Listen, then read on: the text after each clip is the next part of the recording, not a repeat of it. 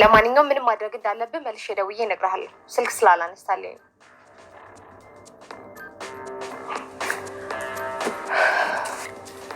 ዝና ለምንድን ነው ስልክ የማያነሳልሽ? ምን አውቃለሁ። እኔ እሱን ሰው ባታምኙ ነው የሚሻለው። አንቺ ደግሞ ዝም ብለሽ ሳር ቅጠሉን እንደተጠራጠርሽ ነው። ግን ህይወትሽ ላይ ምንም ያመጣሽው ለውጥ እኮ የለም። ያው ዛሬም የ7,000 ብር ደመወዝተኛ ነሽ።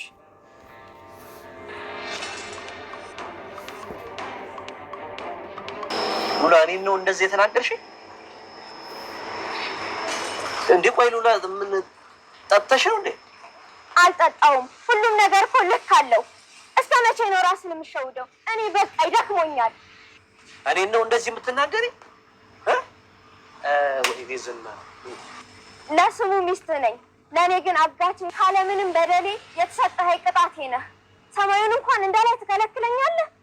ቆይ እኔ ያልገባኝ ነገር ምን መሞት ፈልገሽ ነው እንደዚህ የተናገርሽ? መሞት ከፈለኩ እኮ ቆየሁ። በደንብ ስሚ፣ ከኔ ውጪ ለመኖር ባሰብሽ ቁጥር ከፊትሽ የሚጠብቅሽ ሞት ነው። ከዚህ ህይወት 10 ጊዜ ሞት ይሻለኛል። አንተ ደግሞ በህይወት ደስተኛ ሆነ አታውቅም። መቼም ደግሞ ደስተኛ አትሆንም። እኔ ደግሞ በቃኝ።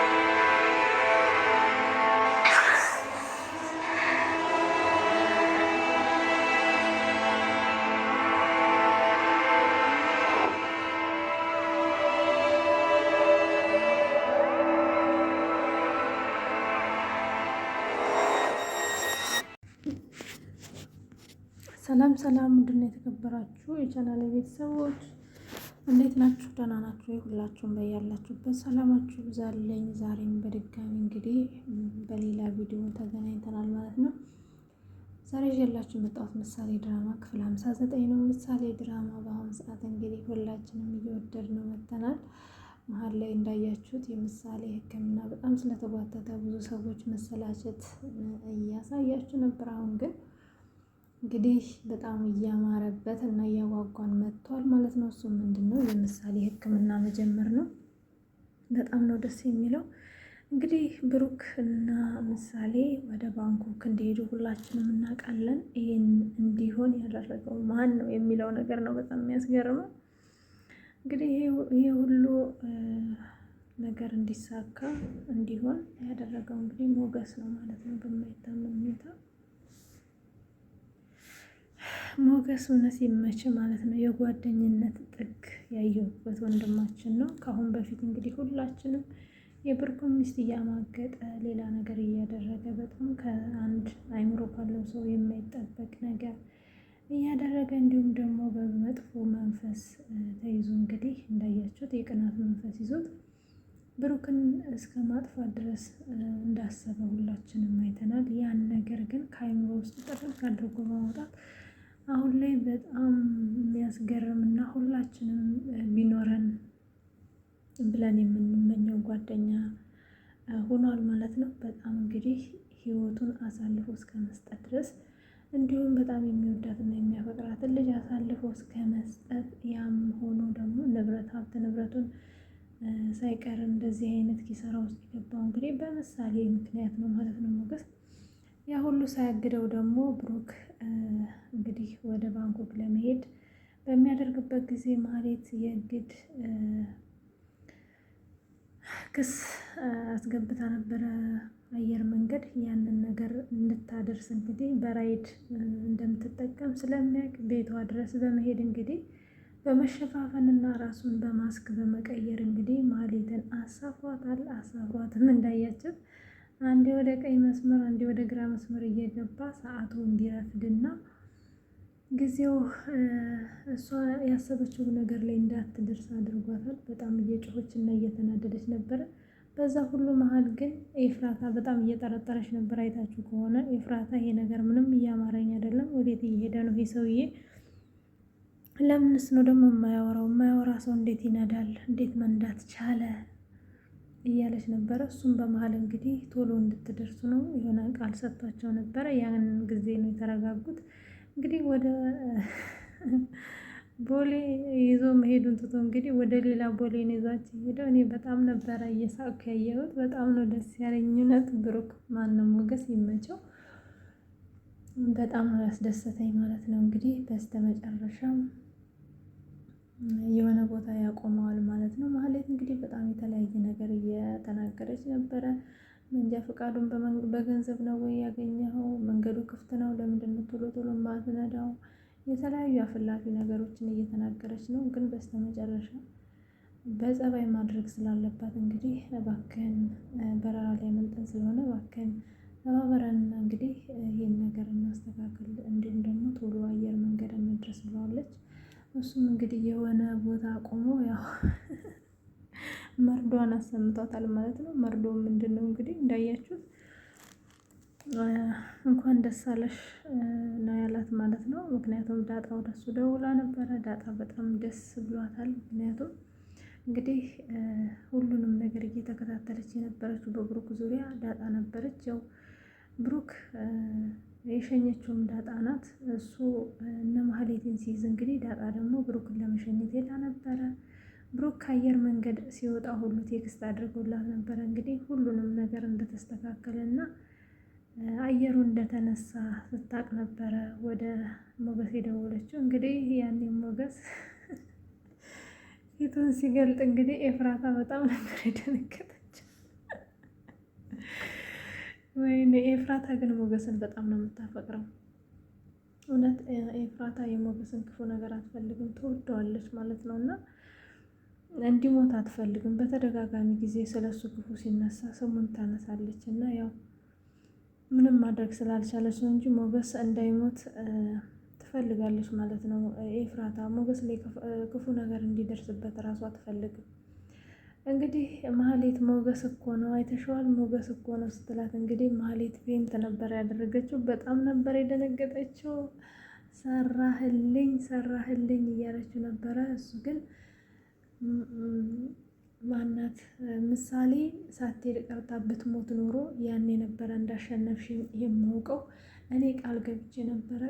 የገባሁትም ቃሌን ተወጥቻለሁ። የገባሁትም ቃል ምሳሌ እንደምትታከምና እንደምትድን ነበረ። ቃሌም ተሳክቶልኛል። ከዚህ ወዲያ ምንም አታመጭም ብሏታል። እሷ ግን አልለቅህም፣ እገልሃለሁ እያለች እንግዲህ በጣም እየፎከረች ነው ማለት ነው። በፊቷም እንግዲህ ዳጣ ጋር ስልክ ደውሎ ብሩክ ከዚህ ሀገር እንደወጣ በሰማች ጊዜ ማህሌት እንግዲህ ከመኪናው ላይ ወርዳ መሬት ላይ እየተንደፋደፈች ነበረ ማለት ነው። ያው በሌላ በኩል ደግሞ ቅድስትና ዳጣ እንግዲህ ቤት ውስጥ ሙዚቃ ከፍቶ ዘና እያሉ ነበረ ማለት ነው። ምክንያቱም ለምሳሌ ብለው ይሄ ፋሚሊ ምንም ያልከፈለው መስዋዕትነት አለ ብዬ አላስብም። ቅድስት እንግዲህ ድንግልናዋን አሳልፋ እስከ መስጠት ድረስ ለመስጠት ያው ወስና ኦልሬዲ በቃ ምንም የተረፈችበት መንገድ በጣም አስገራሚ ነው። ዳጣ ሄዳ ከሰውየው እጅ ላይ ነው ያተረፈቻት እና ቅድስት ይሄን ያህል ርቀት የሄደች ልጅ ናት ለምሳሌ ብላ እንግዲህ ምሳሌም ወደ ሕክምናው ሄዳ እንደምትድን ባወቁ ጊዜ ነበረ በጣም በደስታ ከዳጣ ጋር እየጨፈሩ የነበረው። ማህሌትም እንግዲህ በጣም አዝና መሬት ላይ ወድቃ እያለቀሰች ነበረ። ግን ቢሆንም አሁንም ተስፋ አልቆረጠችም። እንግዲህ ወደ ዝና በመሄድ ዝና እንግዲህ ጥርግ አድርጎ ሰድቧቸዋል። ምክንያቱም እንዴት የምትሳፈሩበትን የታክሲ ሹፌር እንኳን እንዴት አታዩም? እንዴት ዝም ብላችሁ ትሄዳላችሁ? ሞገስ እንዴት ይሸውዳችኋል? ሲላቸው እንግዲህ ማህሌትም ያው ሽንፈቷን ወደ ኤፍራታ ነበር ለማዞር የሞከረችው። ምክንያቱም እሷ ናት በዚህ ንግባ ያለችኝ አለች። እሱም ግን ይኸውልሽ ችግርን ወደ ሰዎች ላይ ማሳለፍ የተሸናፊነት ሰዎች ምልክት ነው፣ የውድቀት ምልክት ነው ብሏታል ማለት ነው። ቢሆንም ግን ያው አረረም መረረም እኛ ኦዲየንሶች የምንፈልገው ማህሌት ተሸንፋ ምሳሌ እንድትታከም ነበረ። በጣም ነው ደስ ያለን። መጨረሻውን እንግዲህ ያሳምረላቸው፣ በሰላም ይመለሱ ብያለሁኝ። በጣም ነው ደስ ያለኝ። በሌላ በኩል ደግሞ ያው እንዳያችሁት በጣም እየፎከረባት ነው፣ በጣም እየሰደባት ነው ማለት ነው ዝና ያለው ማህሌትን። ማህሌት ግን እኔ ምንም ማድረግ ስላልቻልኩ ነው የቻልኩትን ያህል ሁሉ ሞክሬያለሁ። ዛሬ እንደውም ሳልተኛ ነው ያደርኩት። ቢሆንም ግን አልተሳካልኝም። ይሄን ነገር ግን ያደረገው ሞገስ ነው ብላለች። ዝናም እንግዲህ እኔ ህግ የማይፈቅደውን ውል ጥሼ ነበረ ያንቺ ክስ መግባት ባሌለበት ቀን እንዲገባ ያደረግኩት መሆን የሌለበትን ነገር ነው አድርጌ መስዋዕትነት የከፈልኩልሽ። ስለዚህ ሁሉንም ነገር እያበላሸሽ ያለሽው አንቺ ነሽ። እኔ ይሳካል ብዬ ያልተሳካ ነገር ምንድን ነው ብሏታል ማለት ነው።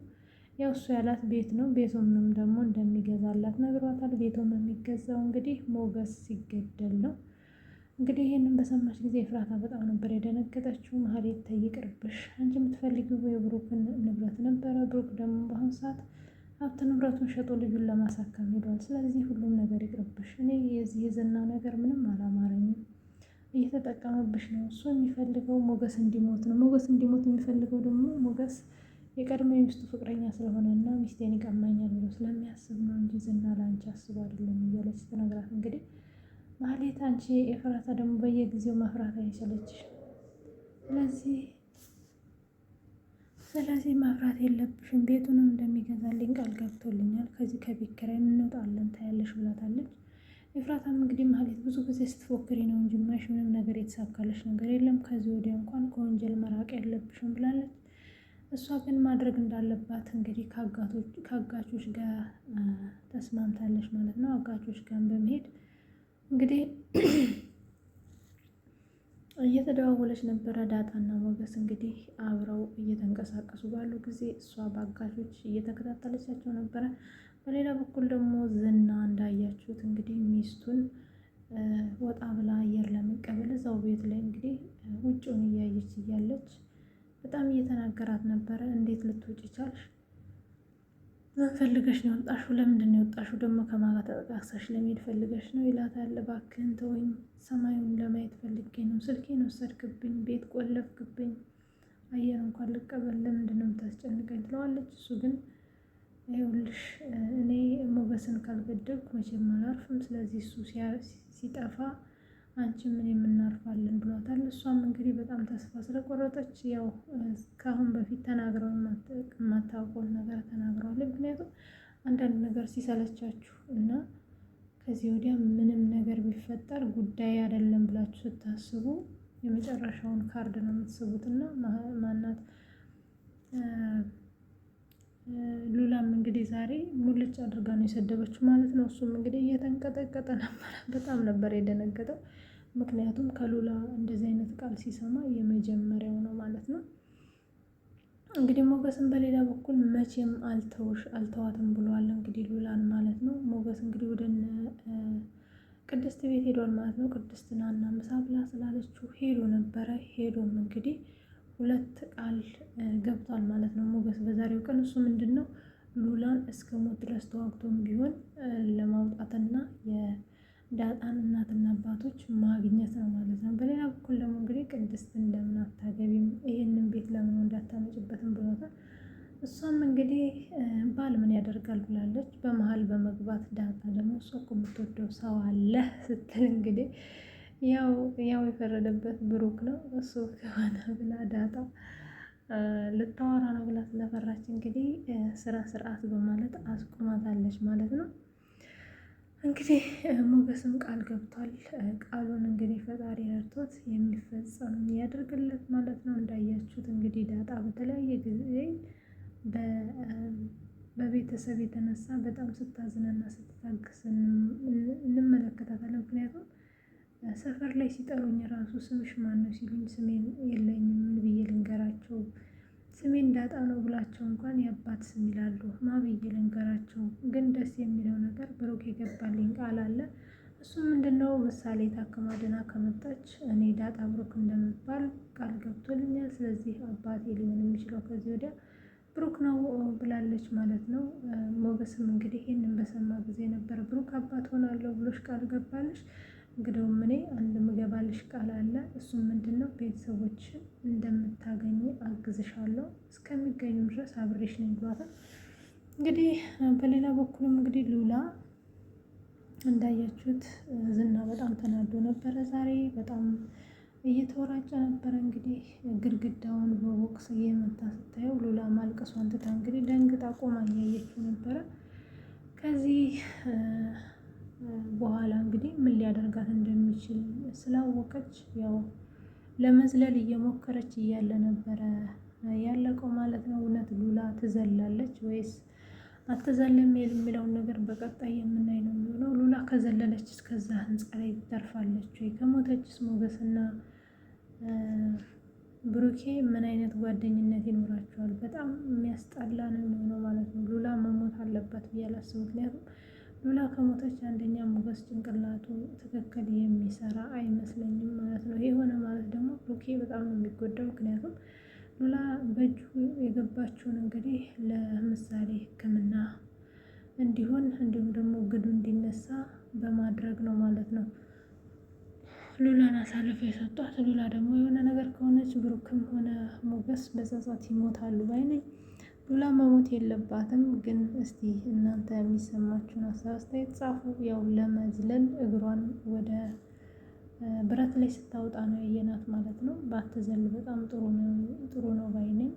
በነገራችን ላይ በትንሽ ነገር ተገፋፍተን እንዲሁም ደግሞ ነገሮች ሲደራረቡብን ራሳችን ላይ የምንወስነው ውሳኔ ወደፊት ምን አይነት ዋጋ ሊያስከፍለን እንደሚችል የምናውቀው ነገር ስላሌለ ቢያንስ ህይወታችንን ላለማጣት እንዲሁም ደግሞ ራሳችንን ለማጥፋት በጣም ትልቅ ዋጋ ነው የሚያስከፍለን ማለት ነው። ከፈጣሪያችንም ጋር መለያየት እንዳይሆንብን እንደዚህ አይነት ውሳኔ የምትወስኑ ልጆች ቆም ብላችሁ ብታስቡት ነገ የራሱ የሆነ ውብ ቀን ይዞላችሁ ሊመጣ ስለሚችል እባካችሁን እንደዚህ አይነት ውሳኔ አትወስኑ እላለሁኝ። ከወዲሁ ተሰናበትኳችሁ። እስከ መጨረሻው ስለምትከታተሉኝ በጣም ነው የማመሰግነው። ቻይ